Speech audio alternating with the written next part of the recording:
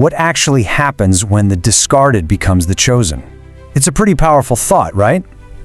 So often, society just throws away what it decides is useless. And that could be a person, an animal, or even an idea. But this tale, it challenges that notion head on.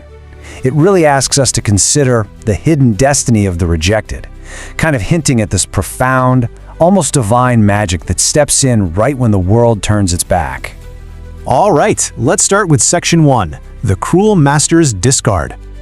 Okay, so picture this ancient, bustling trading city where some pretty harsh transactional rules totally dictate the value of a life. And right off the bat, we're shown a really stark contrast.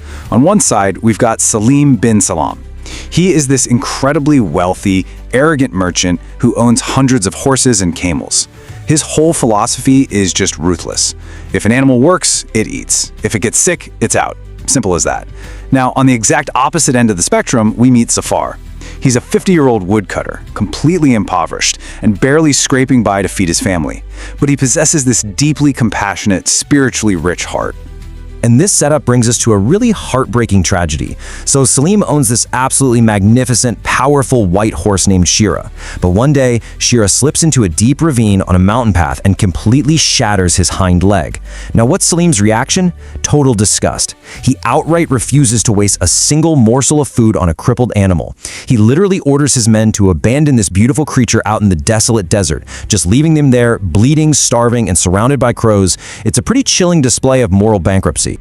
Moving on to Section 2, the Bond of Loyalty. Yeah, where there's extreme cruelty, there usually comes a glimmer of hope. When Zafar stumbles upon this dying horse, he doesn't see a burden at all. He just sees a life that needs saving. He literally unwinds his own turban to bandage the horse's bleeding leg and painstakingly, slowly walks him home. Now, his wife Rabia is understandably terrified. I mean, how on earth are they going to feed a giant horse when they barely have enough food for their own children? But Zafar responds with this absolute unwavering faith. He tells her, Rizq, which means sustenance or provision, is in Allah's hands. We cannot leave him alone. So they take him in, rename him Timur, and start nursing him back to health. And guys, this part just brilliantly illustrates the law of reciprocity. Fast forward a bit. Zafar gets caught in this terrible storm out in the forest. He and Timur are trying to cross an old, rickety wooden bridge when it suddenly snaps. They are instantly plunged into a raging river. Now, Zafar can't swim. He's literally drowning. Timur is already swimming to safety, but the second he hears his master's cries, he turns right back around.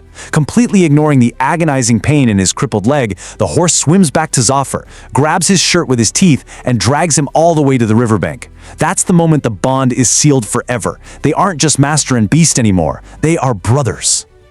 Which brings us to Section 3, the magical blue horseshoe.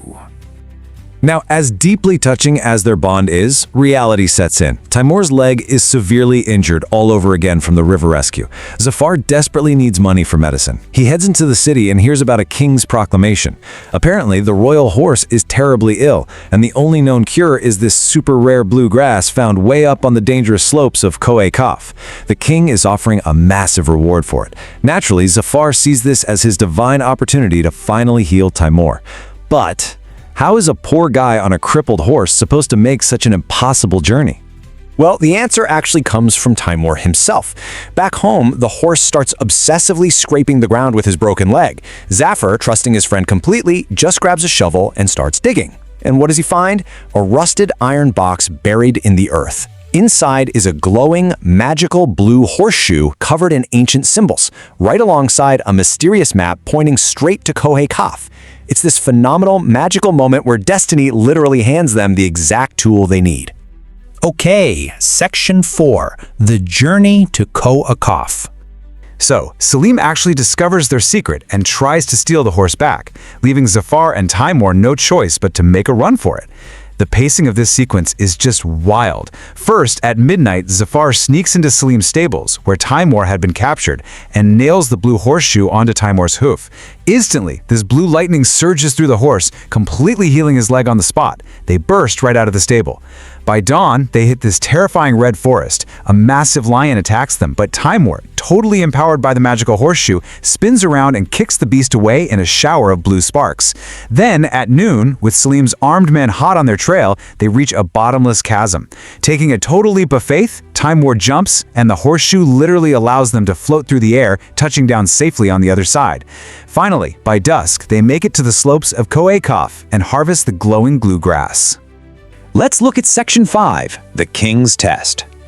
So they navigate back into the city through a secret sewer route to dodge Salim's men, jump the royal wall, and present this glowing blue grass to the absolutely astonished king. They give it to the royal horse and is instantly cured. The king is beyond overjoyed and literally offers Zafar any wealth he could possibly desire. But Zafar's response? Purely selfless. He says, "I do not want wealth. Just let my horse Timur be treated with the respect his loyalty deserves." He went through all of that madness not for gold, but out of sheer love for his companion. But of course, you know the arrogant merchant Salim isn't done yet. He crashes the royal court, crying these totally fake tears. Salim presents forged ownership papers, claiming Zafar stole the horse from him. The king, understandably confused, orders a trial right there in the royal arena. Salim steps up and tries to lure the horse with sweets, but Timur absolutely refuses to budge. Instead, Timur turns, forms a protective shield around Zafar, and then delivers a massive kick to Salim, knocking him flat on the ground. As Salim's men rush in to attack, the blue horseshoe's light finally flickers and fades away. Its magical purpose is officially fulfilled. The truth is laid completely bare for the whole kingdom to see, proving once and for all that true loyalty cannot be bought or faked. Now for the final act, Section 6, Forgiveness and True Power. So the magic has faded, the truth is out.